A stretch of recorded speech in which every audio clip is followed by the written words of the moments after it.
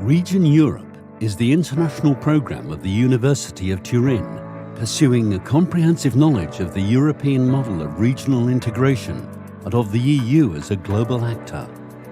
The involvement of 45 guest lecturers coming from all across the world's most prestigious universities and institutions allows us to bring fresh and critical perspectives on crucial issues concerning European integration and the role of the EU in world affairs, with a forward-looking approach. We want to introduce you to how the EU actually works from its beating heart, visiting its institutions and interacting with its actors. From its first edition, each year Region Europe has given the opportunity to more than 150 students coming from all over the world to gather and exchange views and experiences.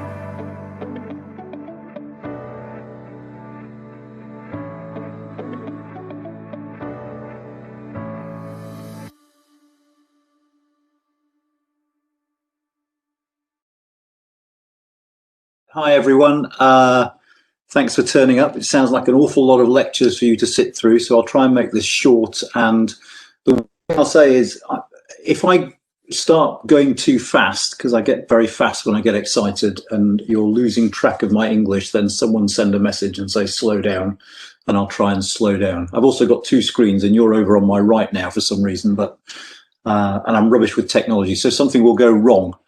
I should also just confess before I start that I am guilty of something I'm going to accuse the British government of, which is I've become so obsessed with the Brexit process in the United Kingdom, you know, focusing on Parliament and stupid debates there, that I've kind of taken my eye off the ball when it comes to foreign policy and international relations. And so the invitation to do this has meant I've had to sort of try and relearn what I knew about foreign policy. So I look forward to your questions and criticisms of my argument. But what I'm going to do is several things. I'm going to think back to the days before Brexit and point out that actually those days there were significant weaknesses in both EU and UK foreign policy even then. I'm going to talk about the paradoxes that Brexit raises for foreign policy.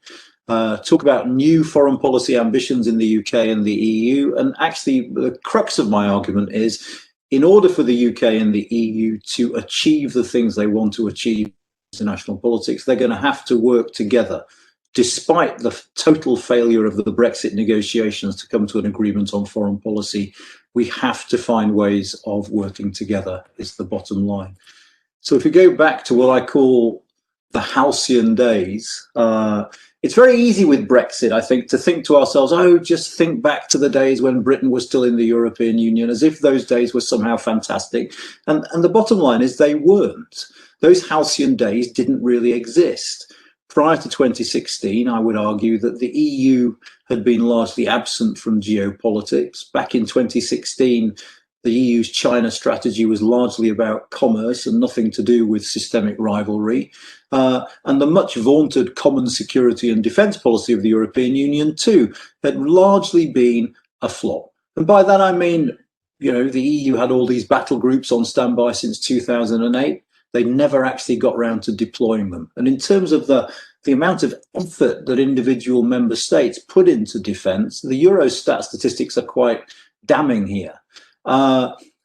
The average defence spending of the 14 member states who were member states at the time of San Malo, excluding Britain, so in 1998, was 1.5% of GDP.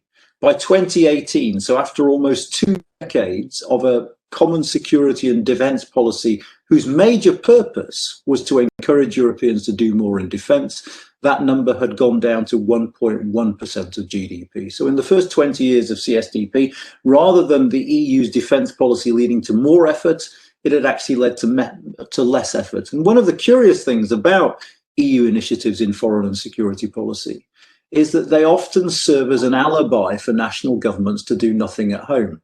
I remember a few years ago, I was sitting next to the defence attaché in London of one of the big EU member states, and he said to me, well, Europe is punching its weight on the world stage because we've got a common security and defence policy. And I turned around to him and I said, but your country's defence spending is under 1% of GDP. How can that be serious? And he said, well, no, it's all about the collective effort. So there's a danger, I think, that governments hide behind the European Union. So come 2016, I'd say the European Union was punching well below its weight in European politics, and that was equally true, I think, of the United Kingdom. The experience in Libya, where the UK, of course, took part in the Libyan conflict, but didn't hang around to see its aftermath or to help reconstruct a country that ended up being torn apart. And particularly the aftermath of the vote in Parliament in 2013, when Parliament voted against intervention in Syria, marked the end of an era in British foreign policy, after which we really didn't know what foreign policy was.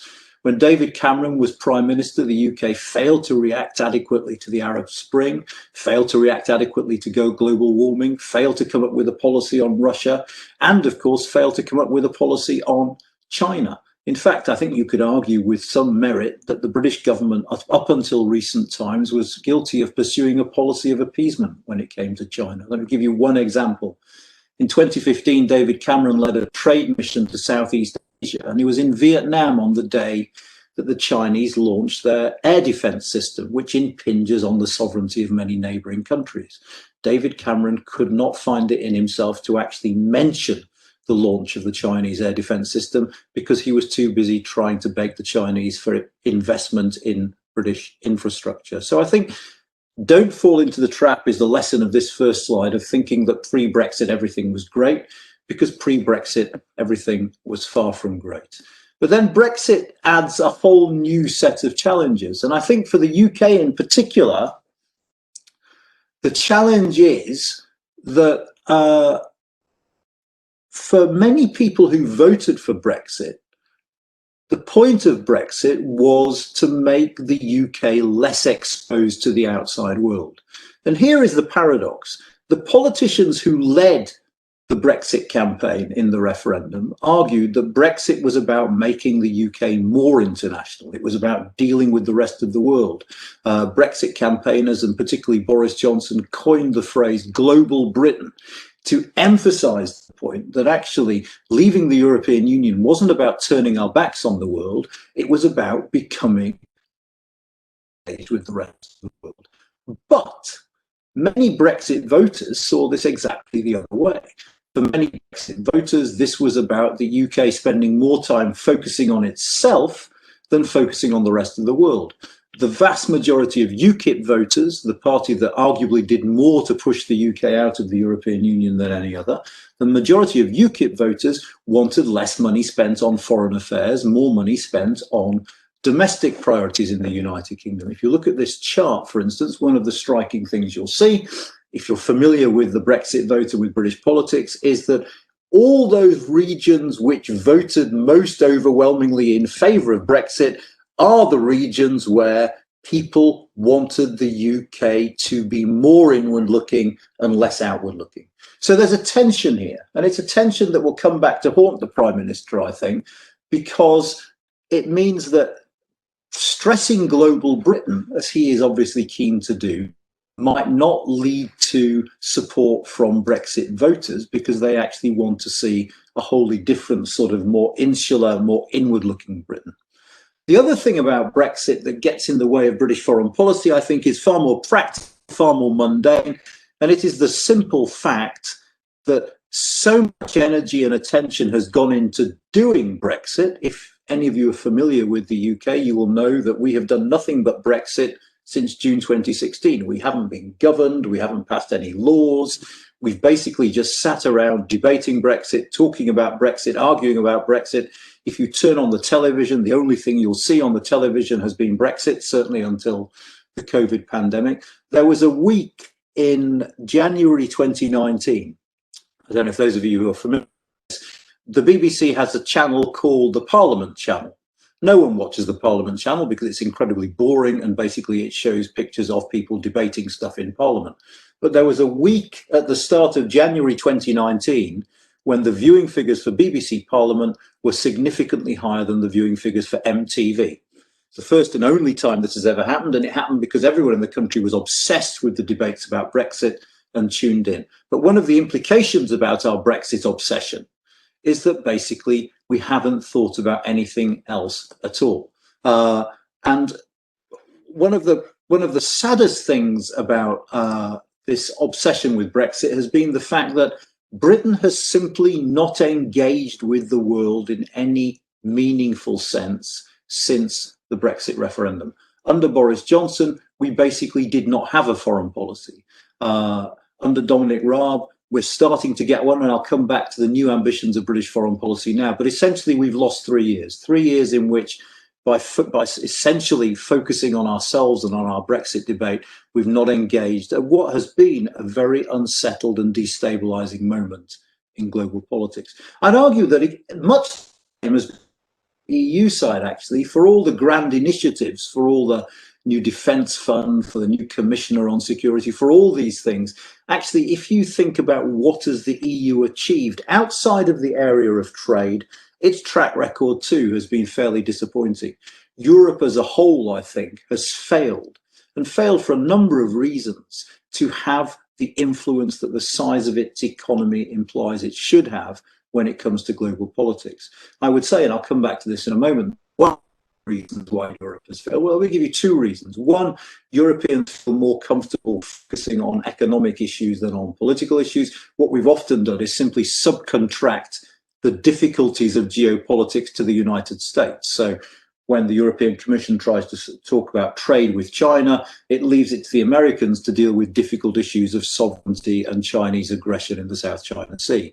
The other thing I'd say about the European Union is being able to depend on the United States to guarantee European security has made us all in Europe, I think, a little bit lazy. That is to say, we have all been guilty of free riding on American power, and it's one of the areas where actually, despite the fact that it's Donald Trump is probably right. Europe should have borne more of the burden for its own security over the last 20 years, certainly, arguably for longer. And the fact of relying on the United States has made us unable, if you like, to take responsibility at a time when the United States has become less reliable. Now, at the current moment, what can we say about foreign policy? Well, I think we can say several things. Firstly, for global Britain is key to the ambitions of this British government when it comes to the post-Brexit age. And there are several strands to this. Firstly, the government has reformed the machinery of foreign policy. It is in the process at the moment of collapsing the former Department for International Development inside the Foreign Office to create this new department called the Foreign Commonwealth and Development Office. This has been very time consuming. It's been a distraction, actually, because the Foreign Office reckons that the merger will only be complete in spring of next year. But the fact of merging development and foreign policy speaks to a desire for the UK to punch above its weight a little bit more in world politics. That is to say, we will use development aid as a strand of foreign policy to help us gain more influence in world politics. The second strand of Britain's new foreign policy, I think, is what we might call Britain becoming a champion of liberal internationalism. So we've seen the government take a very public stand on Hong Kong, offering to give visas to up to 3 million Hong Kongers if they choose to come to the United Kingdom, which for a post-Brexit conservative government, and conservative governments have traditionally campaigned on the need to reduce immigration, is quite a striking initiative. The UK also in July introduced what we'll call the first set of what are called Magnitsky sanctions against human rights abusers. These are targeted sanctions that the British government has legislated to allow it to impose on human rights abusers, on specific individuals, and we rolled out the first tranche of these sanctions in July against perpetrators in Russia, Saudi Arabia, Myanmar, and North Korea. And the third and perhaps weirdest strand of our new foreign policy is what our Foreign Secretary Dominic Raab calls the Indo-Pacific tilt. Now, Indo-Pacific is a new word for us. It's that the Australians have always used, essentially for that part of Asia east of India. It's a random group of countries, except that they all border around the southern and eastern coast of China. So the government is talking in terms of engaging more with Vietnam, with South Korea, with Japan, and of course with Australia. What the purpose of this is, I'm not quite sure as yet, and I'm not sure the government itself is quite sure. What it seems to indicate is a desire to signal to the rest of the world that Britain is still present. Britain is still a country that intends to achieve a lot in international politics, and we are, above all, after Brexit, still a global power. So there's a lot going on in British foreign policy at the moment, at least at the rhetorical level, and we wait to see whether there is any sort of empirical backbone to the ambitious rhetoric. Equally, on the EU side, the rhetoric has changed gear quite significantly over the course of the last couple of years. So we have a newfound emphasis on this notion of strategic autonomy. Josep Borrell, the High Representative, recently defined strategic autonomy as the ability to think for oneself and to act according to one's own values and interests. This is a worthy goal. It has to be said that immediately, of course, this led to arguments between EU member states. For those of you who follow these things, there's been an interesting spat going on between the German defense minister and President Macron of France. President Macron argues that that Europe needs to be strategically autonomous. It needs to be autonomous of the United States. The German defense minister is arguing we can never be autonomous of the United States. We will always rely on them. And their debate has been both public and quite bad-tempered, and therefore quite interesting to follow. In some ways, the pandemic has clarified the economic dimension of strategic autonomy, I think, because it's become clearer that one element of this is that Europe wants to secure its supply chains in the future and never again find itself dependent on unreliable foreign suppliers for crucial things, whether that be food or whether it be supplies of protective equipment in the case and in the event of another pandemic. What I would say is, again, like in the British case, this at the moment amounts mainly to rhetoric. The European Commission has become very good about talking about autonomy. The European Union as a whole has not as yet proven itself able to achieve autonomy. And part of that, as I've said, is because member states differ about whether autonomy is a decent goal or not. More fundamentally, and I'll come back to this again in a minute, it is because member states disagree quite fundamentally about what foreign policy priorities the European Union should have. EU foreign policy remains hamstrung by the unanimity requirement. We see this most clearly recently over the discussion about sanctions on Belarus, which were vetoed by Cyprus, not because Cyprus doesn't want to sanction Belarus, but because Cyprus thought that the EU should be acting equally firmly against Turkey. But the problem is, as long as one member state can veto action by the whole, EU foreign policy is going to remain very, very weak, simply because, necessarily because of geography, the interests of Italy are going to be very different to the interests of Estonia. For Estonia, if you ask an Estonian what foreign policy is, they'll give you one word: Russia, and the threat posed by Russia. If you ask an Italian, they will probably talk about migration from North Africa and the need to do something about that. And as long as this is seen in zero-sum terms, i.e., if we're looking at your priorities, we're not looking at my priorities, it's going to be very, very hard for EU foreign policy to work. Equally, for all the talk, and this commission has been good about talking about new geopolitical ambitions, this commission defined itself as a geopolitical commission, member states have still not been willing to put their money where their mouths are. In 2018, when the Commission first proposed the European Defence Fund, they asked for 11.5 billion euros.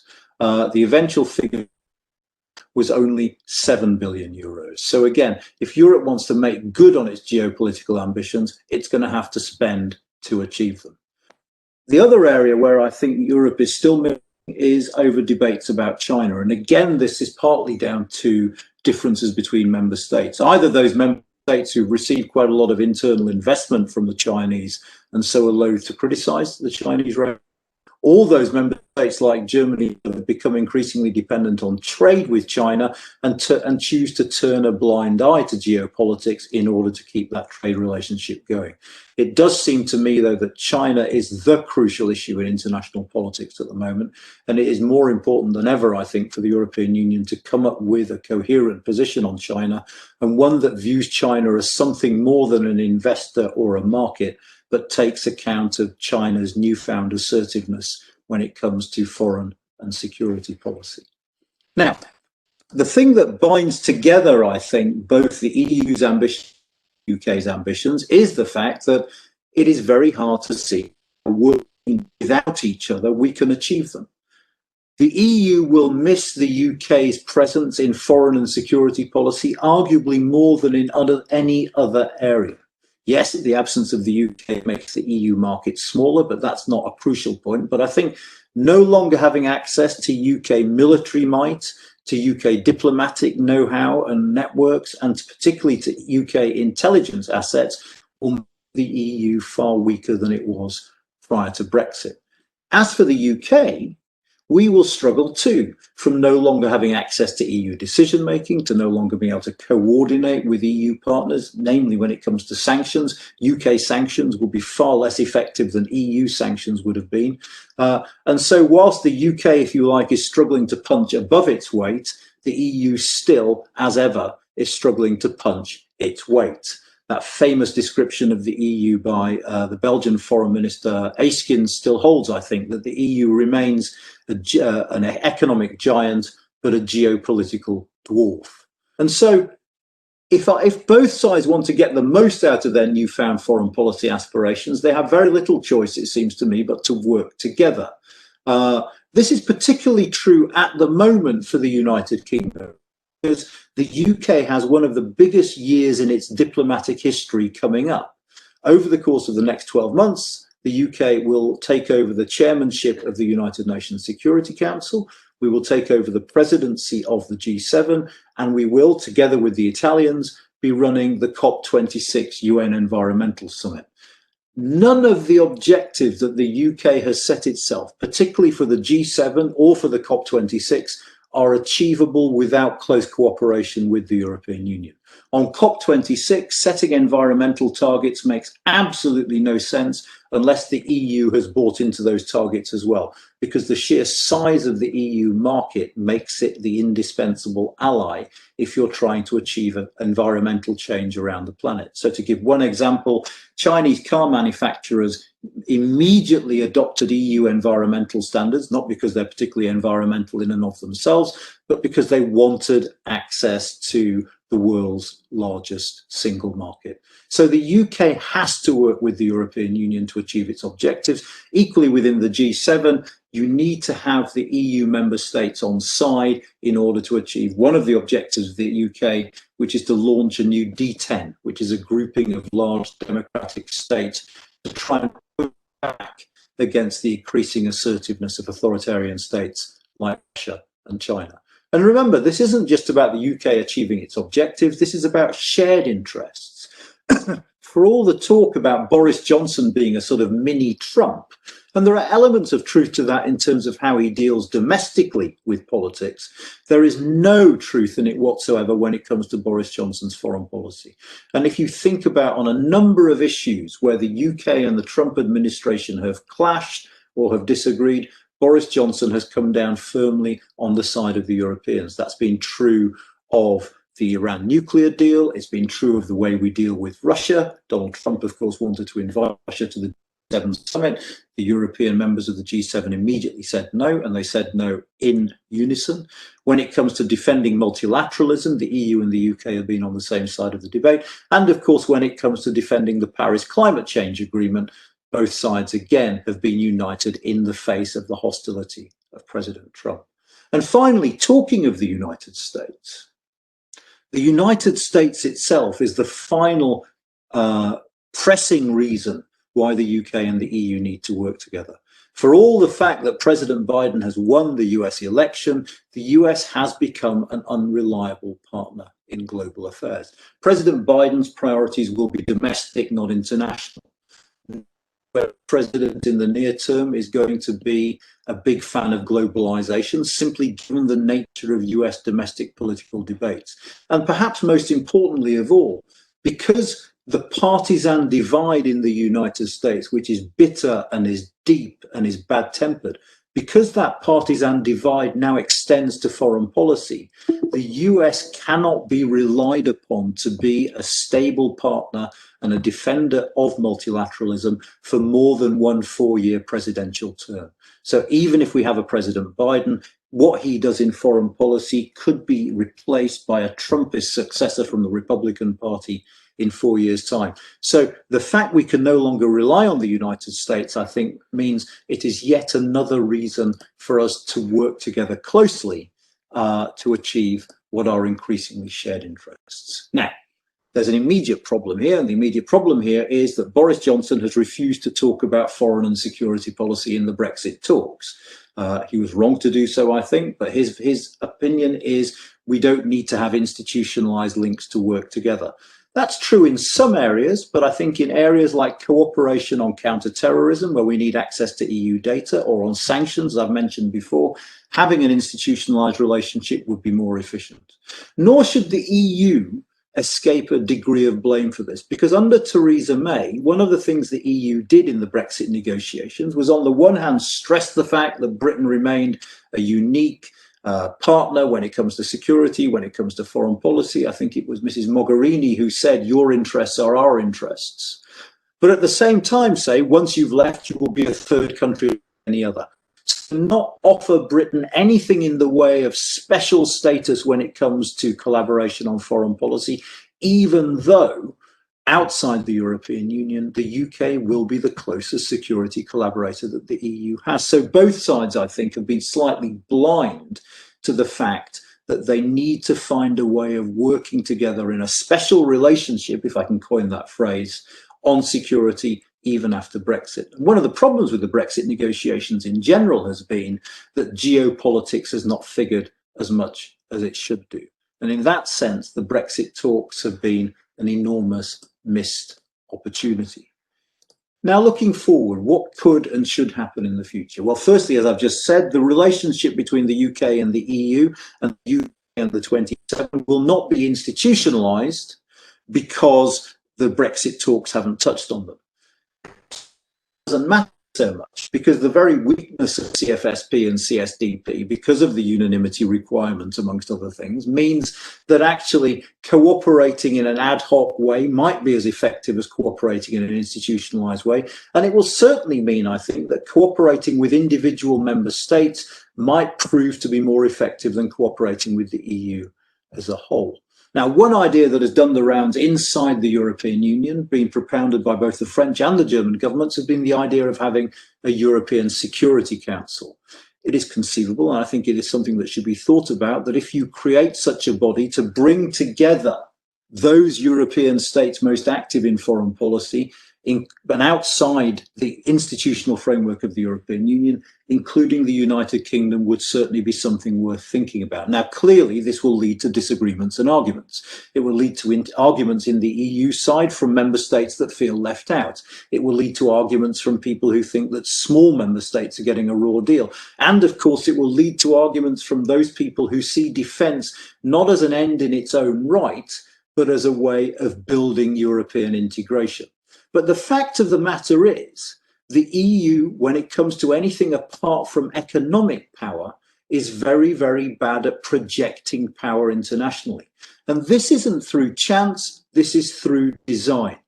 Think about what the European Union is for. The European Union was created to tame the power of the big member states. The purpose of European integration back in the 1950s, when we had the coal and steel community, was to make sure that big states in Europe could no longer dominate small states in Europe.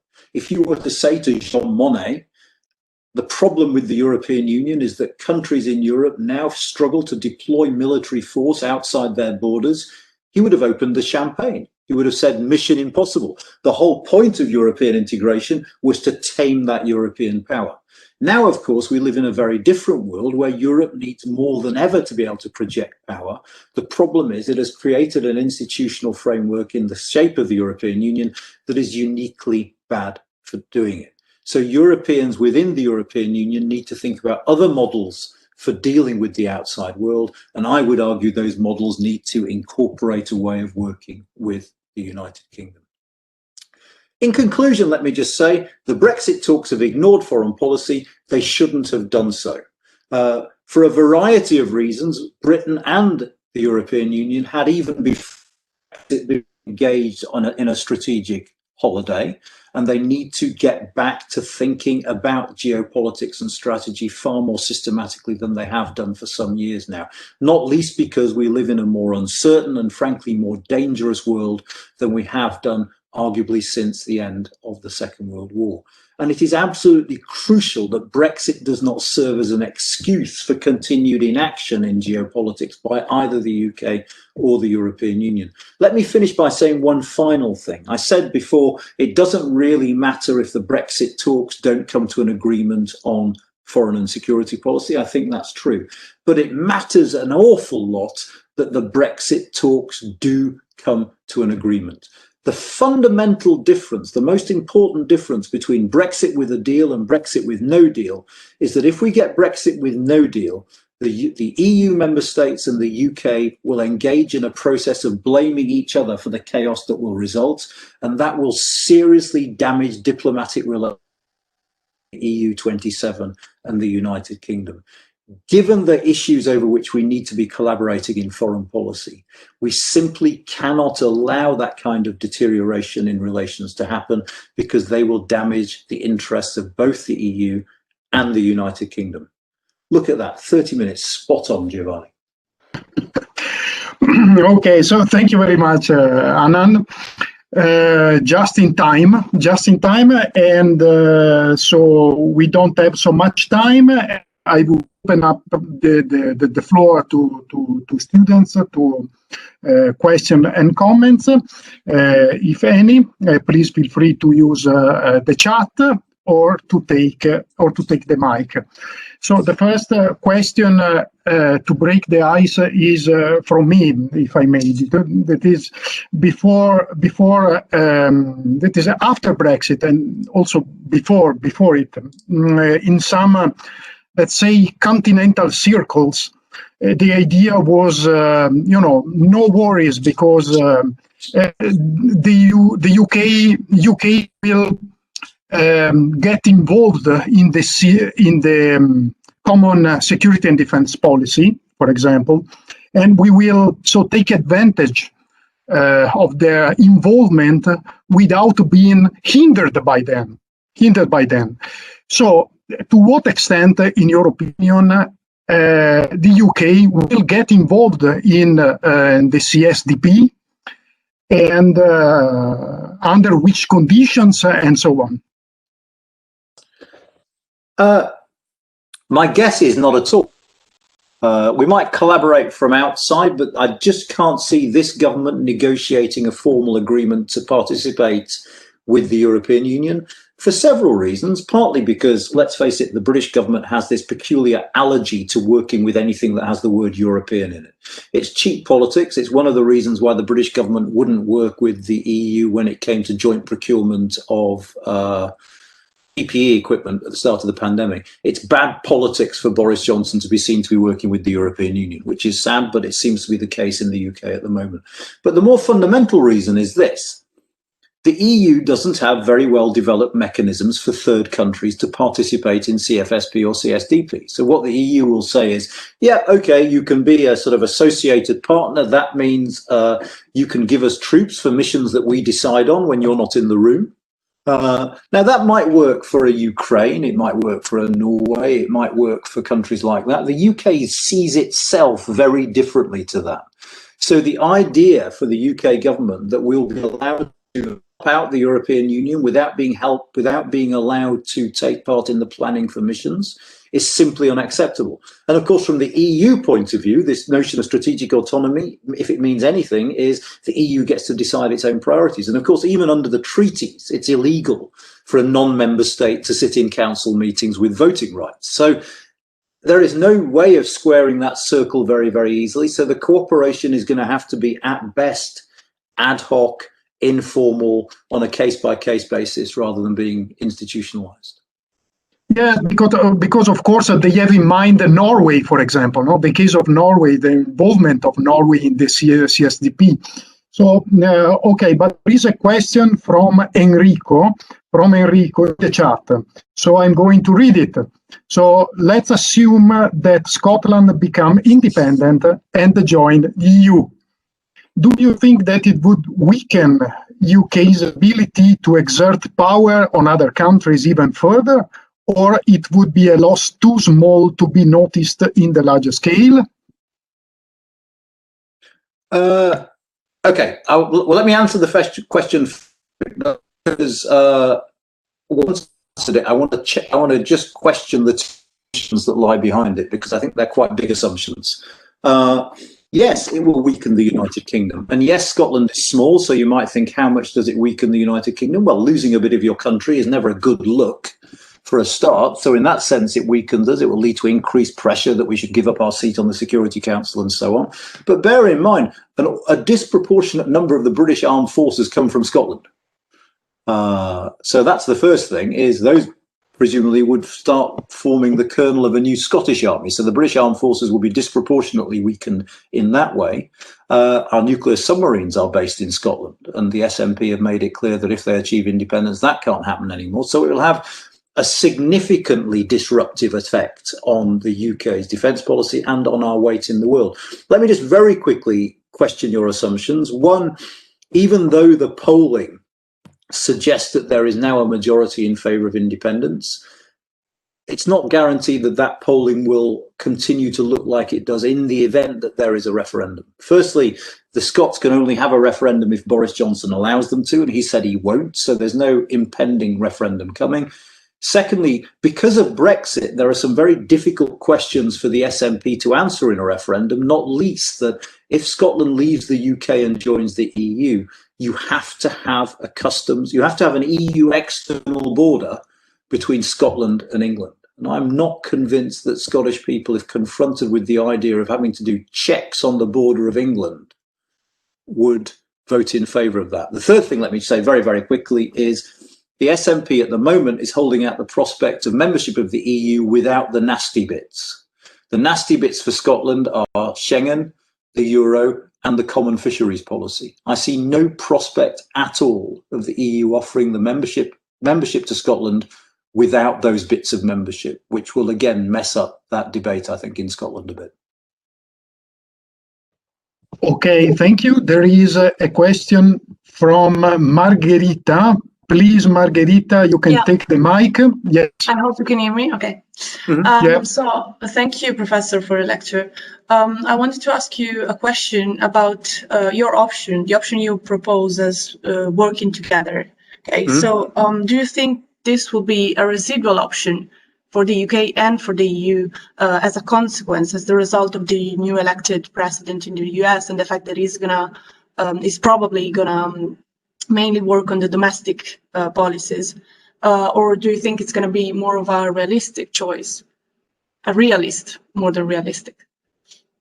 I think it'll be both realist and realistic in a sense. Realist in a sense that us Europeans are too slow to understand the dangers that confront us in global politics. So, I mean, before my life became consumed by Brexit, I'm a professor of international relations, and I used to work on the CFSP and CSDP. And it was always very striking. If you went to a conference on international relations in Brussels, people would talk about climate, multilateralism and economic cooperation. And if you went to a conference on international relations in Washington, they'd talk about Korea, Iran, China, and the fact that we were all going to be dead soon because someone would fire a nuclear weapon at us. And it was almost like Europeans and Americans inhabited completely different worlds. Now, I don't think the Americans have got it all right, But I think they're right to stress that the insecurity in global politics is real and it is a threat to us. So in that sense, I think both realism and realism with a small r and realism with a capital R, both point in the direction of greater geostrategic awareness. Now, when it comes to Biden, what I would say is, yes, the US will never be the sort of partner it used to be, because Biden too wants Europeans to do more when it comes to burden sharing. But I also think that a President Biden, if necessary, will knock heads together. He will come over to Europe and he'll say to the UK and to the EU, look, idiots, stop squabbling about fish, level playing field, whatever other nonsense you're talking about. There are big geopolitical issues out there. We have to work together. So grow up and collaborate. So I think there will be pressure from the United States for the UK and Europe. I keep saying Europeans, we're Europeans, for the UK and the EU to work together as well. I hope that answers your question.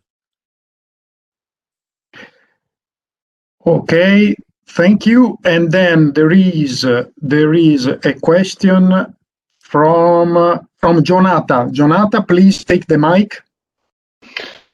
Thank you. Question is, do you think that some of the problem in the dealings between the UK and the EU could be related to a sense of bitterness about the exit itself from the member states?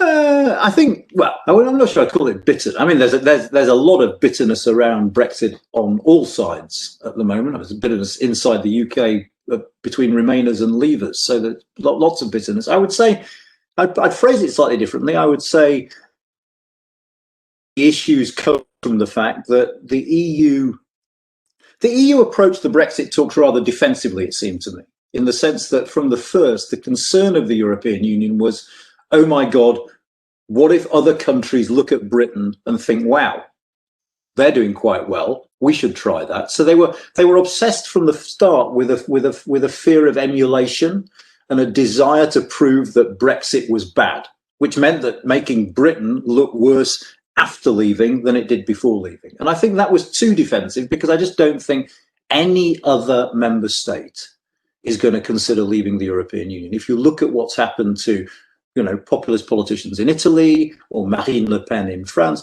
most of them have rowed back from aggressive language about revisiting Euro membership or EU membership. And actually, if you think Brexit was messy, and my God, Brexit was messy, imagine trying to do Brexit if you were in the Euro. It would be an absolute calamity. So I think actually, if the EU had approached the talks with a bit more self-confidence, okay, you're leaving, but you were always a bit weird. Let's face it. So we're not that bothered that you're leaving. I think both sides should have approached the Brexit negotiations thinking we are neighbours, we are trading partners, we are allies. We need to arrive at a situation whereby in 5 years' time, we can collaborate as closely as humanly possible. What steps do we need to get there? Neither side started like that. Both sides started by digging in and saying, these are my red lines, I'm not going past them.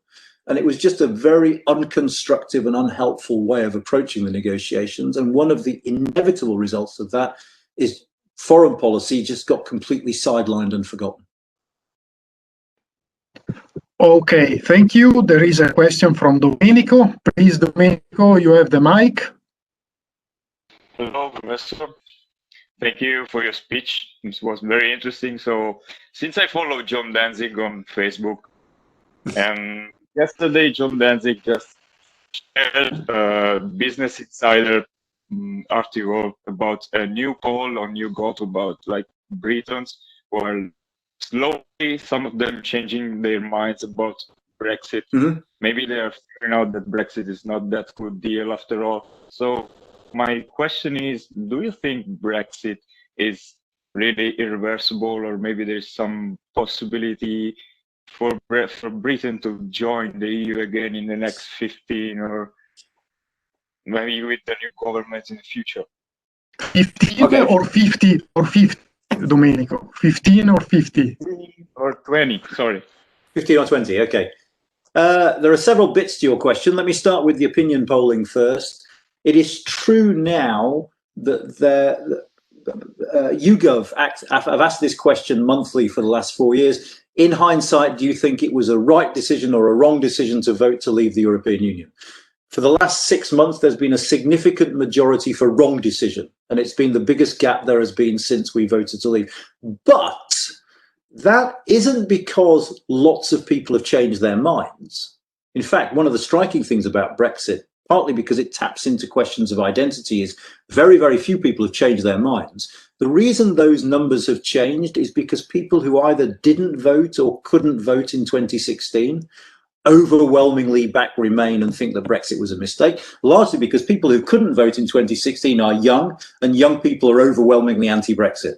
So the demographics of the electorate are changing, and that's why the numbers are changing. And of course, people are dying. I mean, we don't have to go into that in any great detail, but statistically speaking, more Brexiters are dying than Remainers because old people tended to be disproportionately pro-Brexit. Okay, so demographic change rather than people changing their minds lies behind that. Are we going to join in the foreseeable future? Absolutely not, I don't think. Not under a Conservative government, certainly, because the Conservative Party is the party of leave. 82% of the people who voted Conservative last December had voted leave. That's not a party that's going to ask to rejoin.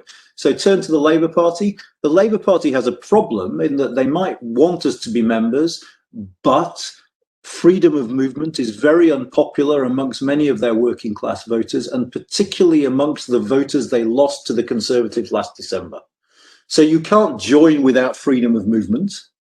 And so I think it's going to be a very, very long time. I think what it will take, a bit like when Britain finally applied to join in 1960, is a long period where we suddenly look at the Italians, think, wow, they're looking quite prosperous. Why aren't we as prosperous as they are? It slowly dawns, it'll be slow because we British people learn very, very slowly, that actually we're not doing as well economically as the people who are inside the single market and the customs union. Even then, I think it'll be quite hard to join. But I don't think it will happen. 20 years at a minimum, I would say, before we start having that debate. Thank you. Okay. Gaetano, it's your turn. Please take the mic. Yes. Good morning, Mr. Menon. Thank you for your brilliant lecture. Do you hear me? Yep, I do. Yes, we cannot see you. Yes. Oh. Okay. I'll read my question so I can speak fluently. Do you think that now that the UK total reliance on the US is so reduced, and with the reneging of the UK as the European voice of the Atlantic Alliance, Europeans will be forced finally to face their fundamental sovereignty dilemma in order to not fade under the pressure of China and the new global powers in the geopolitical scenario? Thank you. Were you saying that the UK is totally reliant on the US? Yes, traditional in our European view. We are quite, I mean, yes, we are quite reliant on the US. I mean, particularly when it comes to sort of defense policy. I mean, you know, we have aircraft carriers without aircraft, and the only aircraft on them are American aircraft. So there is a very, very tight link between the UK and the US. What I would say is, since the Iraq War, the special relationship has become far less central in British politics than it was beforehand. And so actually, I think that relationship is less close than it used to be. I think we are more willing to take a different side to the Americans. But in response to your bigger question, then yes, I would like to think that the new imperatives of the world we're living in force Europeans, by which I mean EU and the United Kingdom, to understand that there are things they need to be doing better when it comes to global politics. Whether or not they do is a very, very big question. I think we've got quite used as a continent to ultimately depending on the United States for our security. But if you look at the economics of this, that makes no sense. The EU economy is as big as the US economy. Why should the EU depend on the US to guarantee its survival? You know, against external threats. There is a debate starting in the European Union, prompted by President Macron, about whether the European Union should take more of a role in its own defense. And I suspect I can predict what will happen to that debate, and it will end up with Mr. Macron being very angry and frustrated because it doesn't go very far. Okay, and now it's Marta's turn. Please, Marta. Good morning, Professor. You hear me well? Yeah. Yep. Okay. Just wanted to ask you, well, before you talk about Biden talking one day probably to the EU and UK about the relationship. So I'm just going to ask you, do you think that Brexit will play as an example to those member states in the EU whom has a strong nationalism and so are hindering the coherence of the EU? Will they left EU or not? Yeah, I think it already has. I don't think with the best will in the world you could have watched Britain for the last 4 years and thought, wow, there's a remarkable success story going on over there.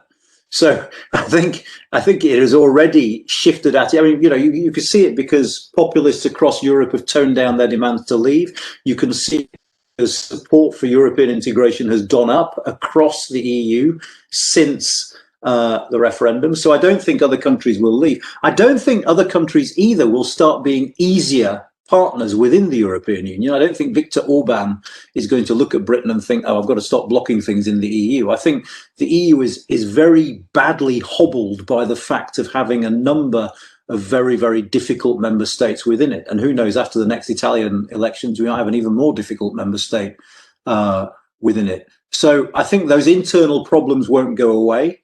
But I don't think those countries that are causing those problems want to leave. Viktor Orban knows which side his bread's buttered on. He gets a lot of money out of the European Union and he can block anything he doesn't like. That's a great position to be in. That's a far better position to be in than being outside. Thank you. Okay. Why does everyone keep saying good morning? So, why does everyone keep saying good morning? I don't. I don't know. I don't know. America or something. So, Tiziana, please take the mic.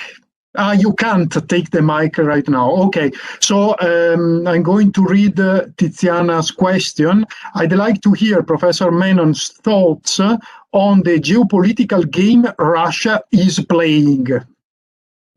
I have no particular insights into the mind of Vladimir Putin, but if you ask me to characterize it, I think the role that Russia is playing in international politics at the moment is the role of a spoiler. So it's no longer the Soviet Union, it's no longer the superpower that can help determine the fate of the planet, but it is a country that has significant resources and is able to disrupt. And Russia's role at the moment is to disrupt Western democracies, as we've seen. It's to disrupt our neighborhood. It's to try and play divide and rule, as they're doing so well with the Nord Stream pipeline and Germany, which is an utter disgrace if you think about geopolitics. So I would say that. I would say disruptor is the role that Russia is trying to play. Keep the West unsettled, keep the West sort of off balance, try and divide the European Union. The danger, of course, is that I think the Chinese watch what the Russians are doing and are thinking, hello, that works quite well. And the Chinese, in a sense, are starting to play the same sort of game, whether it be by heavy investment in some member states to breed reliance, whether it be trying to divide the member states over certain issues. But China, of course, is far, far, far more powerful than Russia and is a threat that needs to be taken much more seriously, I think, than Russia. Okay, so thank you very much. I think we are just in time because I know that Professor Menon in a few minutes is thanks for okay is involved is busy with some activities with the Scottish Parliament So Anand, so thank you very much for your wonderful lecture, and it has been a wonderful conclusion for our program. And so before closing, please let me thank you all. And it has been so there are some colleagues attending this program, so I want to thank you. They are silent, but they are there.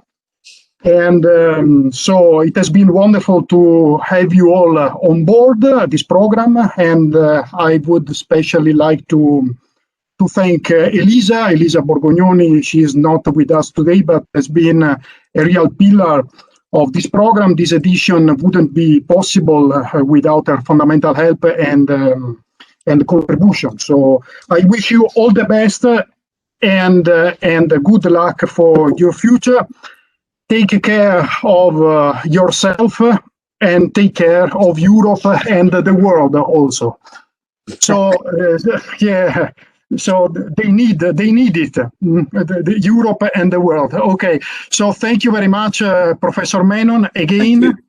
And thank you very much, dear students, as usual, for joining this program and for joining this closing lecture. So that's all, and bye-bye. Thank you. Take care. Take care. Bye-bye. Bye-bye.